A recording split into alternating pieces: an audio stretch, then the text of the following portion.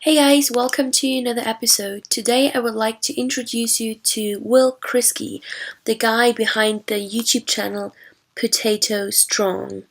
He's obviously eating according to the Starch Solution for quite a while now, and this is his YouTube channel doing lots of really cool recipes, comfort foods, quick tips on very interesting videos. You should definitely check out his channel.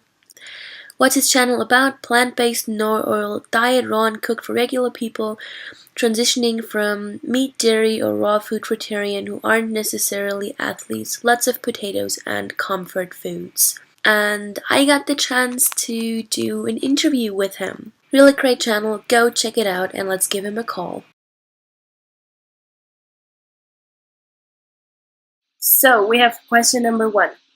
Where are you coming from nutrition-wise? Have you tried any other diet than the Starch Solution that you're following now, such as the 80-10-10 diet, the Raw to 4 approach, but have you also tried any other diet than high carb, such as like low carb, paleo, or anything else? Well, so I started out like when I was younger in what you call the standard American diet, meat and potatoes. My background, my family ancestry is Ukrainian, Polish, so meat and potatoes pretty much. And then as I got older, like past university, I started eventually getting into vegetarianism. And I used to think, well, it's great that the cows are still alive when they give milk, so I felt a little bit better about it. But so I didn't eat any meat or anything like that. So that included like cheese, chips and dip, processed food, desserts, all that stuff. And what I would do typically is there was one time when I read the book The Zone. I don't know if you heard about that one. Barry Sears, and he was talking about protein and how it gives you satiation. And when you look back at some of these diets, a lot of them are low calorie diets. Like it doesn't matter what diet you do.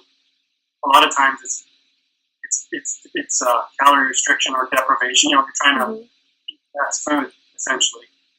So I didn't really do a lot of different diets, but every once in a while you would reach a certain weight. Like I gained weight easily, and I would sort of cut back on some of the junk. So I kind of knew, like obviously chips and dip or lots of pizza or desserts are bad for you. So I would sort of try to resist eating those things for a while.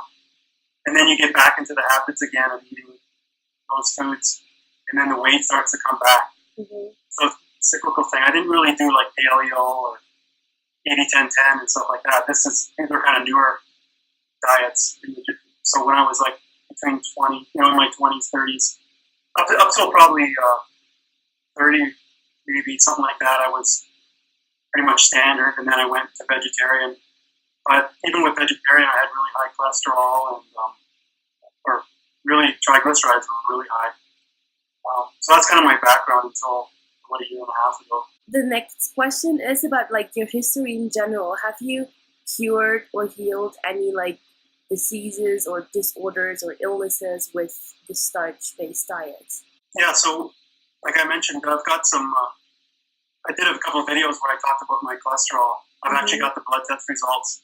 And I had pretty high cholesterol and like blood pressure. When I used to go into the pharmacy and get my blood tested by or the doctor, it was around, systolic was 145. I remember that quite a bit. And I used to kind of tell myself that that's not too bad. It was kind of borderline, or maybe just a little bit high. And but one time in the videos I talk about the triglycerides, they were so high they couldn't get a reading because they couldn't get a reading because they were so high. Like it was no value there. Okay. I used to say, well, they must have made a mistake or something. Like you kind of tell yourself, you lie to yourself, I guess. You say, they must have made a mistake or something. And my family has a history of heart disease in different ways. Like one member has stents put in, and it had a small heart attack, and the next step would be a bypass for them. And another family member has angina, so they take a nitroglycerin patch, which opens up the arteries. Lots of high blood pressure and that type of thing. And so I went back and did blood test after about 10 months. So I did plant-based diet, but a lot of people might do a blood test like right after. Yeah. Very soon. And what I did was I waited. I wanted my system to clean out. I just watched that video where you said that. I wanted to go. So, I mean, it's a good idea to do it before maybe you start and then do it after a certain period of time. So I waited about 10 months, and my cholesterol was 112 in the U.S. units of milligrams per deciliter. And they say that below 150, you're heart attack proof, which is Dr. Caldwell Esselstyn. And so that's a great result. My blood pressure, it went down from 145 to 120 something, and then it's 115. And I've even done some recently where I was below 100, like the systolic, and then say 100 over 70 or 65. And that's a big one. I'm 45 now, so heart disease, you start worrying about that stuff. And the idea that it could sort of reverse and clear itself out is really encouraging, because you're not just stuck. If you decide to go plant-based, you can actually heal yourself. Not too many other things. Mostly, a lot of it are doing weight, and definitely getting concerned as I get older about my heart issues. One thing is, because I have a bit of a goatee or whatever, I would get some acne in there, maybe from oils or something. Yeah. Like from dairy, the oils come through. And, I don't do much with my face. People take care of, do all sorts of cleansing and all that. But I noticed that it's a lot better now. Okay. Going plant-based, which is great. I actually had this Benzac. It's a hydrogen peroxide that I would put on there. I don't use it anymore. So that's a positive aspect of plant-based as well. So, you've got the weight loss, all sorts of heart health issues that are a lot better now. Those are the big ones. The next question is about your daily eating. Your channel name is Potato Strong, and on Instagram and YouTube, you seem to eat loads of potatoes with gravy and potato chips and stuff like this.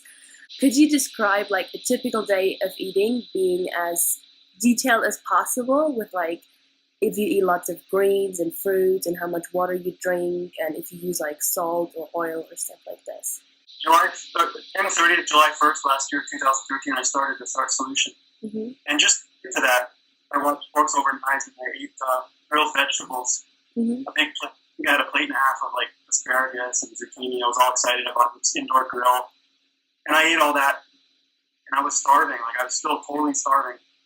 And I thought, this isn't going to work. I'm trying to eat vegetables from a vegetarian diet. I couldn't get satiated. Yeah. And I was really discouraged. And then I happened to find the Starch Solution. And potatoes I found were so filling. And that's why I called it Potato Strong, for a couple of reasons. Rip Esselstyn, who's, the Engine 2 diet, he was plant strong all the time. And I thought the nice idea with strong is that it's not weak, frail vegans that don't have any muscle or anything. And I like that idea. But plants didn't really sound super tasty to me. A plant is maybe a house plant in your kitchen, a leafy thing. It didn't really sound appetizing. So no, it does not. It's Potato Strong. And I was so excited when I found the potato. That's why I named it Potato Strong, is that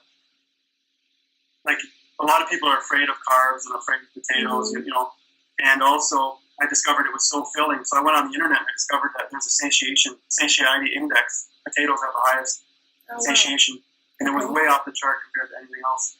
And the other thing is, everybody loves mashed potatoes and gravy and French fries and all that. And when you discover that you can still eat all that, it's the most exciting thing in the world. But the thing is, people are normally making mashed potatoes with butter and milk, and then they put a fatty, a meat-based gravy on top. French fries have all sorts of oil, and so it's not really the carbs or the potatoes. So what I do, I'll give you what I normally do is in the morning I have oatmeal, and I've changed a few things here and there, so it's a little bit. But what I was doing most of the time is I had rolled oats, so I would have a cup of rolled oats dry, and I would put 2 cups of water, and I cook. And then I would put some fruit on top. I usually buy bags of frozen strawberries, seeds or whole strawberries. And what I do is I take them out the night before or so, and I defrost them in the fridge so they get really sweet and juicy. they're not. There's no sugar added, but they naturally do that when they defrost. And then like in the summer, I'll put blueberries on there and slice up a banana. And I grew up eating cold cereal, like shredded wheat or shreddies and all that stuff. So I didn't really like warm oatmeal at first. I didn't like the feeling that you were warm. So what I do is I put it in the fridge after I cooked it and I let it cool down. And then I used to add, or I would put in what I call banana milk on top, or the non-dairy milk. Banana milk's really nice. You make it fresh every morning. You just blend the banana with like a half a cup or so of water, cold water, and it's fresh and there's no really low fat compared to like even non-dairy milks if you buy them in the store. There's more fat in them, and they also have some chemicals sometimes. Of course, yeah. But it's not a bad option. I just put that on, pour that a little bit on top. I've changed it a little bit. I went to a hotel. I hardly ever go out or go to restaurants. I don't really want to, and it's very unhealthy most of the time. But I went to a hotel in the morning. I had steel cut oats, and it was so good. I ended up recently using steel cut oats, and I put a little bit of like coconut sugar. I don't put the milk on it. I'm enjoying it like that now. But that's kind of what I do. Calorie-wise, like I don't really count calories, but I did estimate it because people were asking. For me, I'm guessing, but what I try to do is 3 meals a day, probably around 2,500 calories. If I was just guessing, every meal has to be significant. Like if I just eat one apple or something, 200 calories, it's not going to be enough to set, and so I'll still be grazing all the time. So what I try to do is probably 700-800 calories at a time, and that's like times 3 main meals a day. And that can vary up and down because I'm not really counting or anything. The next thing that I would eat a lot of is baked fries. That's one of my staples.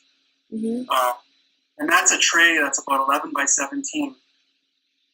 It's maybe 4 medium-sized potatoes, like not full. But what it is, because potato sizes vary.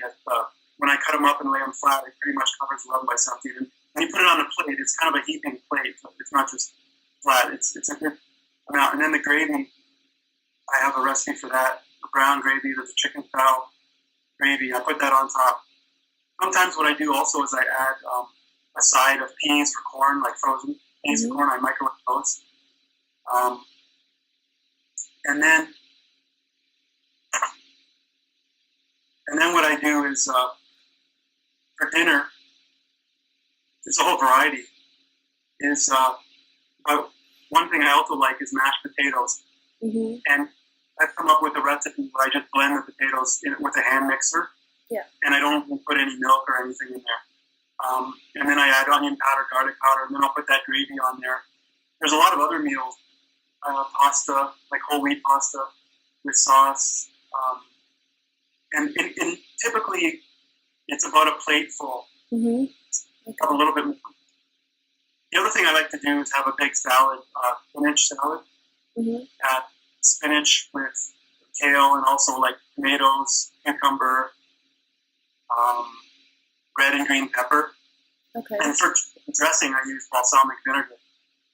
So the key in all this stuff is, for me, it's low calorie density food, but you're really full when you eat it, and there's not much fat in the diet. You mentioned oil, so I don't use any oil. Good. Any more specific? Do you use salt? I think no.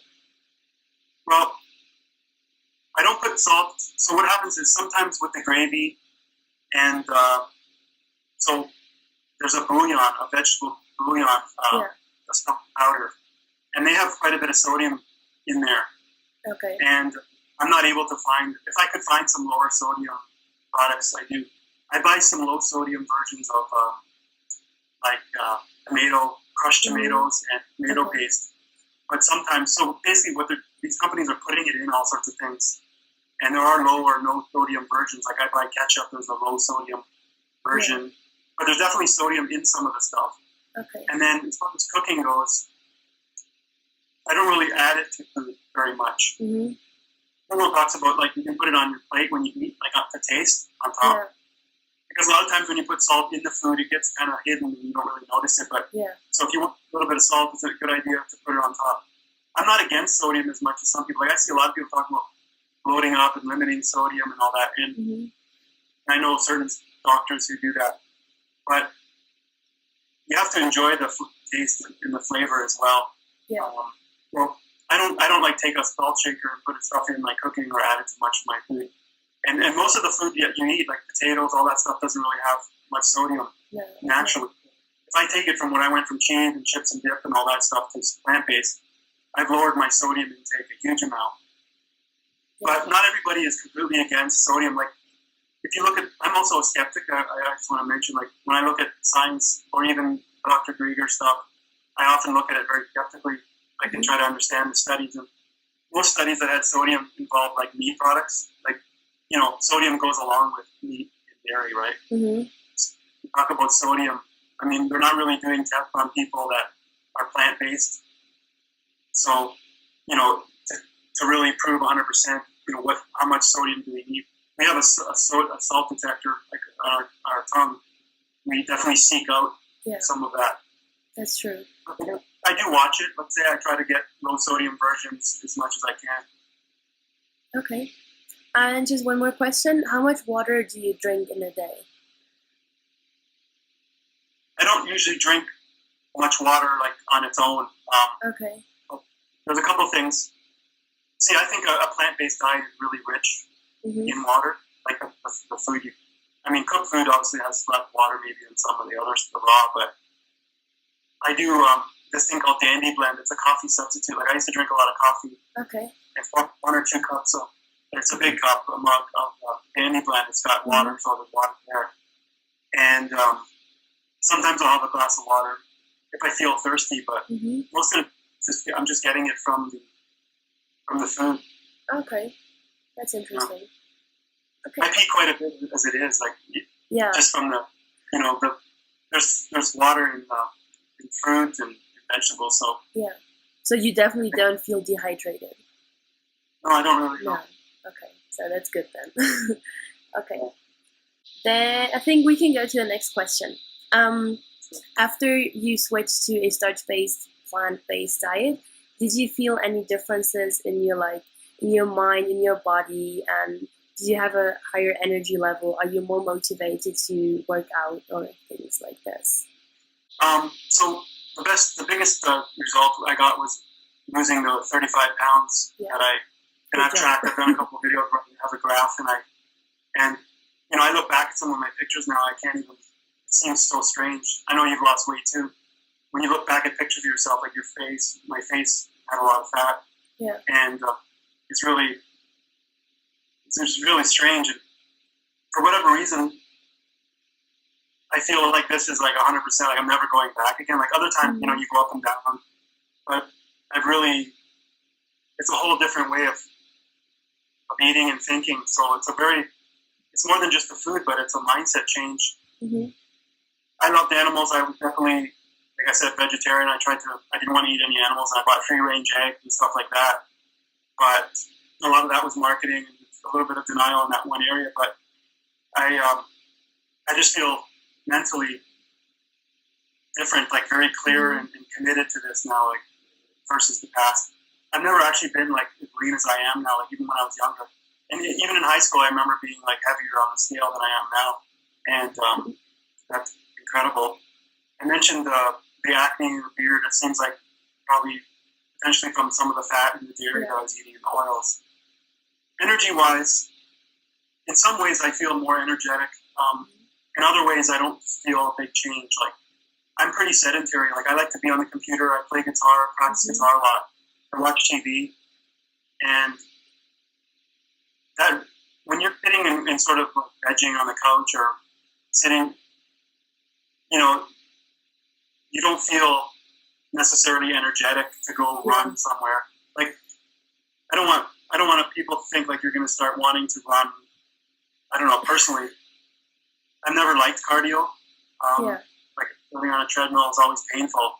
I like short bursts of things. So what I do now is I have more energy to kind of just do something short, like what I do for weights and that is I like to do body weight exercises. And maybe it's because I'm lazy or something, but I see all the people doing the HIIT and the high intensity stuff, and it just seems really painful and prone for injury. So what I do is like I'll do a set of pull-ups or dip. I'll get on the floor, do a set of push-ups. A lot of people might do like an hour or an hour and a half workout, but what I do is I just do it whenever I think about it. Like if I'm walking somewhere, I'll just get down and do a set of push-ups.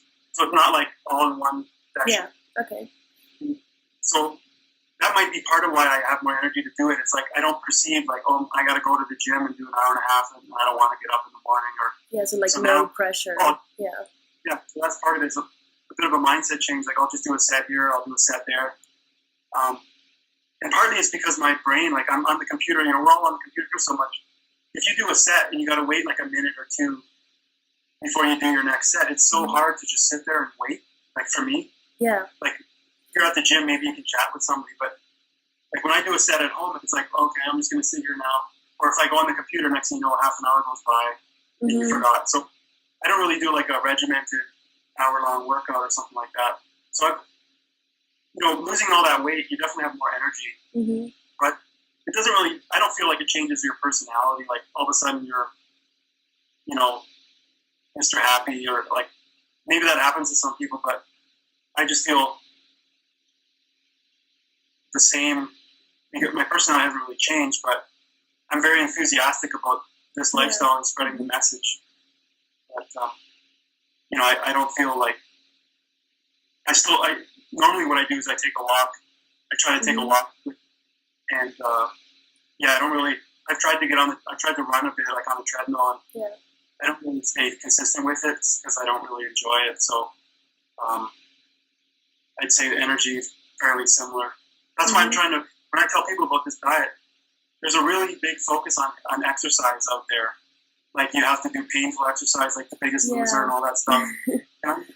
McDougall says it's the food. Like 90% or more is the food. Yes. I want to be able to sit on my butt as much as I want and not have to exercise, because people are using exercise to lose fat or to lose weight. And so I want to do a little bit of exercise for like fitness or just basic health. That's great. That's my perspective anyway. No, that's a very honest answer. Let's go to the next question. Is a starch-based diet appropriate for absolutely everyone? Like, do you think it's suitable for everyone's lifestyle? Yeah, that's a good question. I think it's good for the majority of people. If you look at, McDougall talks about the history of long-living, successful populations. And they're all starch-based diets. You've got like rice, Asians with the rice. You've got, potato, sweet potato cultures, bread in the Middle East, like grains and stuff like that. And so majority of those populations eat starch, and it's very tasty and practical. And so there might be some people who can do better on a fruit diet or a raw diet. And each person's going to have to kind of try it on their own. But one of the things that I liked about it was people that are eating meat and dairy and all that stuff. This diet is very approachable and doable for them because it's a lot of the comfort foods. So it's like potatoes and gravy. Like I put here like mashed potatoes and gravy, pizza, lasagna. If you want to eat all that stuff, you just have to change, how it's made. So I think the majority of people can do really well with that. And the other thing is getting access to food. Like, it's very cheap. So starches like rice and potatoes are very cheap. So you have people in poor countries or even in inner cities of the States who say like there's an island where there's no grocery store or whatever.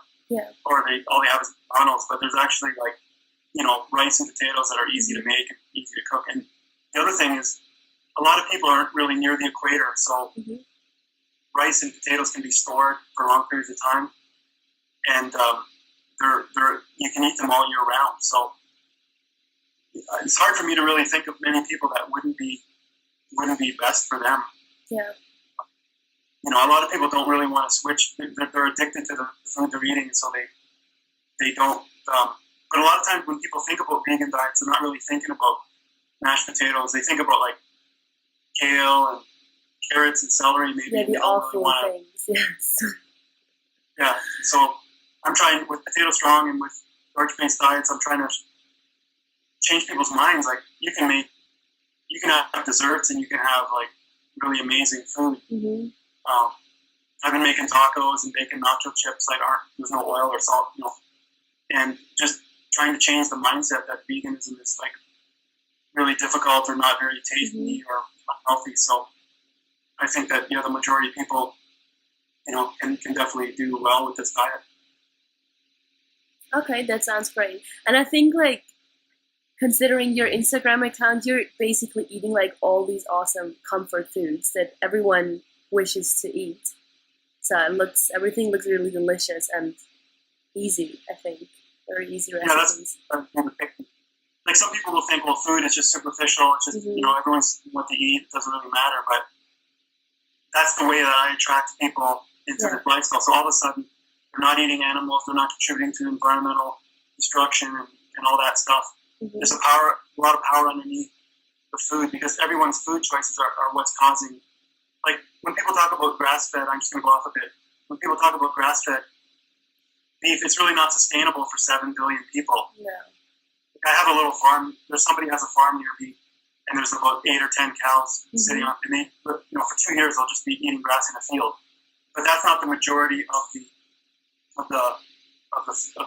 cows, because there's so many people and so much demand that they optimize the efficiencies in these factory farms in order to produce enough meat. So everyone's choice is a very powerful decision when people make their meals 3-4 times a day. And so when I show pictures of my food, it's to show people how easy it is and attract people to this lifestyle. Yeah. And that's my main goal. Yeah. That sounds great. And is it working? I think so. Yeah, I mean, I look at the growth of YouTube channel. Mm-hmm. Right now, 4,400 or so subscribers. Yeah. And that's great. And then Instagram's growing. And I've had people email me. One person recently was a paleo, and they switched to plant-based. So, and I know people that are family members or friends who, they don't comment or like anything that I post, but they make some of the meals. Like, even if somebody makes one meal, like if they saw me post a lentil shepherd's pie, and they make it, that's one meal that they didn't make, an animal meal. So I get encouraged. Like, some people are definitely, we're all supporting each other and we're all doing it. It keeps some people on track from going off. And also, my goal now is to reach out to people that are more standard American diet and try to, because then sometimes it's all internal within the vegan community, which is great. It's still very powerful, but trying to expand it to, I've been thinking about that lately. How do you get the message out to further more people outside? Yeah, that's true. Yeah. I get emails quite often from people that are getting off of the meat and dairy. I just talked to somebody who's a bodybuilder, and he was resistant. He said, he's a young guy, he wants the muscles and all that. And he started eating vegetables, and he told me that he had some issues with constipation and irritable bowel syndrome. And I told him to, cut out the meat and dairy. So anytime I do that, people are making changes and eating less animals. So I'm happy about that. That's great. Yeah. I think the next question, maybe you've already answered it, but I'm still going to ask it. Do you think a starch-based diet is the optimal nutrition for the human body? So that's a bit of a difficult question.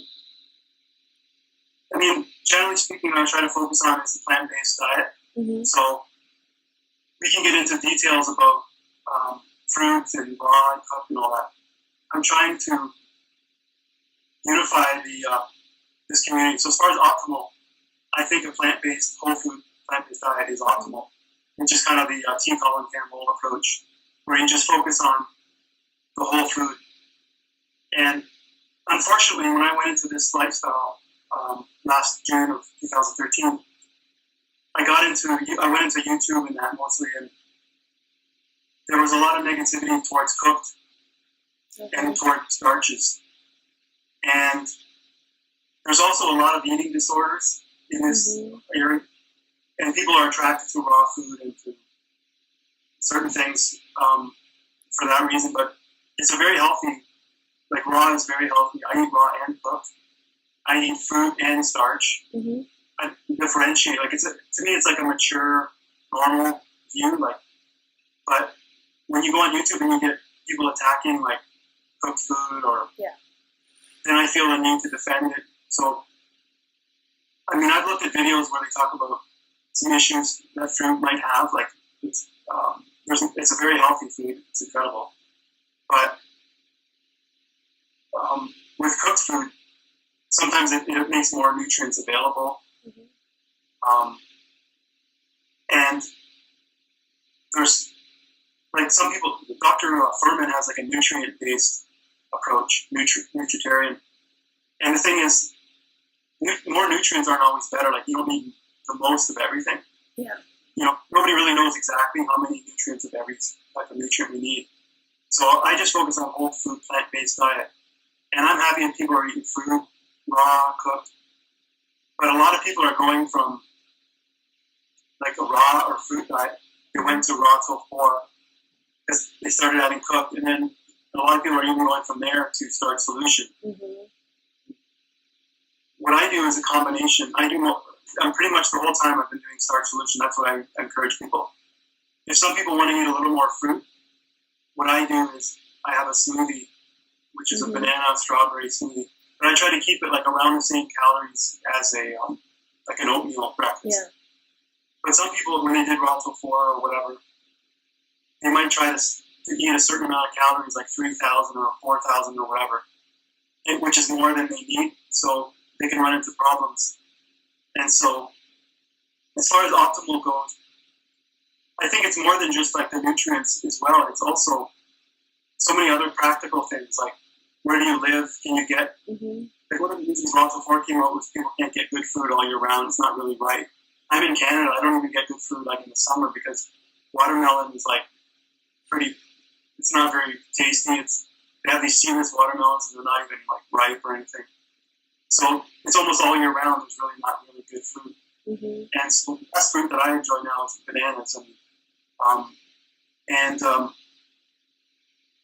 You know, so for optimization, it takes into account so many things like how much money do you have, you know, to afford fruit, or if you're busy. And sometimes fruits, it's really nice because you can grab a banana and stuff like that, dates. Yeah. But you make a big batch of rice or potatoes. It's very practical if you want to go to school. There's social aspects where if you can eat certain things. You know, you fit in a little bit better if you're eating certain cooked foods, or you can bring similar foods that people are used to seeing. I think that, I try to just focus on a whole food, plant-based diet, and that's really what I want to mention to people. Not to get into the details about cooked or raw, or like I eat a fair amount of things that are raw, certain veggies on salad and other situations, and fruit, and then if some of it's cooked, it's just, to me, it's just a normal way to go. So, I mean, there's so many negative things about animal products as far as optimal diets. I mean, if you look at the science, you can see all the problems with animal products. And you can even go down like saturated fat or cholesterol or some of the components. Protein, now they're starting to discover all sorts of problems with the animal protein. But I don't really want to, like, with T. Colin Campbell, he doesn't really focus on an individual thing within the meat. It's just the animal products themselves are shown to be problematic. And this is even before all the current processed food. Like, people try to say it's just grass-fed or whatever. But if you go back, you can see a lot of civilizations that had problems with animal products prior to a lot of the modernization. So, and all the long living, like if you look at Blue Zones, there's a book called Blue Zones. Pretty much all the societies that live to 100, you know, it's mostly a starch, like a fruit, vegetables, starch, all that stuff. It's basically that is the majority. And any animal products are like a condiment. They might be 10 or 20% of the diet. So that's my take on that. Okay, good one. That's a good answer. And the last question. What are your recommendations to someone who's about to start a starch-based diet, maybe in order not to fail in like the first few days? Starters, I definitely recommend everybody read the Starch Solution. I've got quite a few people asking questions and they haven't read the book. Yeah. And it's not only about how to do it or what to eat, but it gives you a lot of confidence in starch. It's like a pride about the history. Like starch has a strong, important history in different cultures. Like where it got people through famines and it was a staple of these people's society. Like, and so Middle East and Asia and South America, they're just getting bashed like crazy right now. So when you read the Starch Solution, it gives you a lot of confidence in this, because a lot of people are afraid of carbs. So you have to, it's also a mindset not to be afraid of carbs. And because that'll affect when you eat things, you don't want to eat too much because you're worried, it affects your mental aspect. Yeah. Whenever I get into a new area of life, it doesn't have to be food, but I read everything I could possibly read. So I'm recommending that people read the Starch Solution, but also read a lot of books related to plant-based diets. Neil Bernard, T. Colin Campbell. There's a channel called Plant Positive, and he goes into a lot of science, and he talks about the paleo people, and it's all based on science. The reports he goes into debunking a lot of that. So that gives people a certain amount of confidence and knowledge in their choice. And then diet-wise, I've got a website, www.potatostrong.com, and there's a lot of easy recipes. And what I recommend is people eat this is what works for me, is 3 main meals a day. Yeah. And the reason for that is, for me, if I start snacking, if I start eating, I'll just have a few crackers or something. It doesn't, so I end up keep eating and eating and eating. And if I don't eat a good breakfast, I find I'm hungry all day. I just keep eating. I can't get satiated. So I recommend 3 main meals a day and try not to be snacking much in between. And the way that works is you want to be satiated on starches. What worked the best for me was potatoes. So you can make a note, like when you eat your meals, how long it took before you got hungry. It didn't last very long. You need to make sure you eat enough, and you need to make sure. I've actually noticed that beans work well too. Like if you just eat rice and vegetables, you'll be like, when I eat rice, I don't feel full for a super long time. Okay. And so I noticed that beans really work better for me, and potatoes. So you make a note of what you're eating and how long it lasted before you eat. And you might have to eat more. Next time, like you say, I only had 2 potatoes. That wasn't enough. I need 3 potatoes or 4, whatever. And I noticed a lot of people are really stressed out. It's kind of funny because if you think about animals in nature, we're probably the only ones who freak out so much about food, have mental issues. Yeah. And one thing I try to do is make people relax and just enjoy eating food and not really have all these emotions about it. It's just, I enjoy eating. I definitely want to find food that I like. That's the other thing. Somebody emailed me recently saying, they're eating more vegetables, but they don't really like it, or they eat a stir fry and they don't really like it. I don't really understand that. First of all, some of it's the cooking that they're doing. You have to enjoy what you're eating. Like if you go from a standard American diet and you start eating like vegetables and it's really bland or something.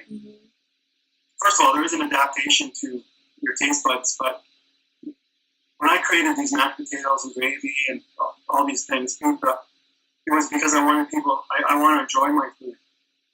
So, first of all, a lot of mistakes people are making is they're not really cooking, they're not doing the right, they're not making the right meals that you're going to like. Yeah. So, like for example, I used to eat, a long time ago, people would make like a rice and vegetable stir fry. I never did it. It had soy sauce, and it was kind of bland or dry, it just didn't suit. So I started recently putting in like a sweet Thai chili sauce and sriracha, which is a hot sauce. Yeah. And there's flavor, it's so good. But I can sort of understand if somebody's just eating like broccoli, like plain broccoli on a plate, not being too excited about it. So it might take time for them to get to enjoy that, but have to enjoy the meal. So if you're not enjoying what you're eating, you definitely got to change and find recipes that you like. Like I eat baked fries. It's like fries and gravy or fries and ketchup. I mean, that's why I think potatoes are great. People like those. If you don't like oatmeal, there's other things like cereal. I've got a tofu scramble, pancakes. You know, there's lots of variety. You can make pancakes that are as good as any other pancake you've ever had. Yeah. There's just no dairy in it. So 3 main meals. Make sure you're satiated. That's a big one. Mm-hmm. And make a note if you get hungry to eat more next time, or try the ones that are more filling. If you eat like a salad or something like that, you're not really going to be full for very long. So I try to avoid snacking in general. Mm-hmm. Me too. Yeah.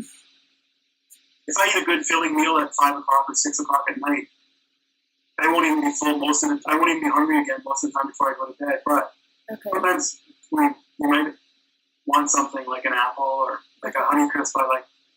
You might want something just not because you're hungry, but it's just a craving or whatever you want to call it. Habit, yeah, to eat. Okay. Well, but I don't want to add too many calories. So, for example, like if you ate a meal, say you ate lunch and you didn't really eat very much, say you had 500 calories or whatever. Yeah. An hour later, you're going to be hungry, and all of a sudden you start eating a bunch more. And if you add up all the food you ate, it could be more than if you would have just eaten a bigger meal for those meals. So I'm not really a grazer type of person where I can just keep eating like all day and carrots. I'm never going to get.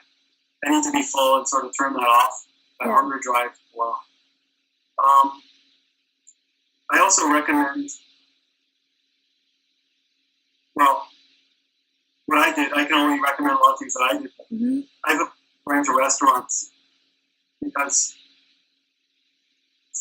you can't really trust most of the time. There's sometimes you can go in and say, no, I don't want oil in this, but sometimes they make up batches of sauces or whatever that has oil in it. Mm-hmm.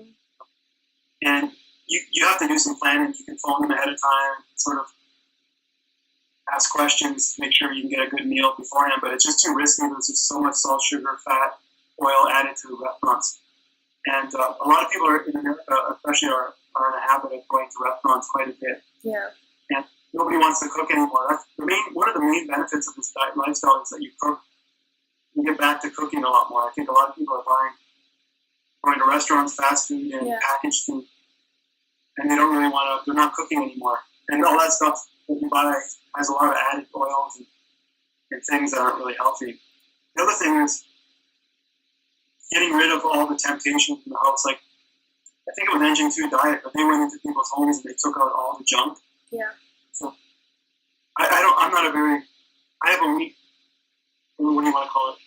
If I see something that's unhealthy, I might be tempted to eat it. I'm pretty strong-willed, but it's tempt yourself. So what I did was I went in the house, I got rid of all the junk. So I got rid of oil, got rid of cheese, all that stuff.